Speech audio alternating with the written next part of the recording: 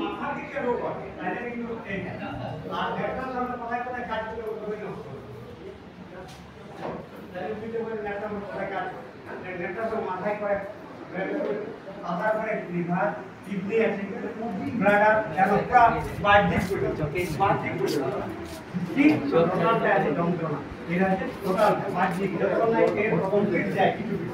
যা কিনা বন্ধ হয়ে যাবে যেটা বন্ধ হবে পুরো হিসাবে যায় যতক্ষণ না যায় ওটা বলে ঠিক আছে হ্যাঁ কাজ আছে যদি কারণ কি এর আসলে পড়া আমরা বলা যে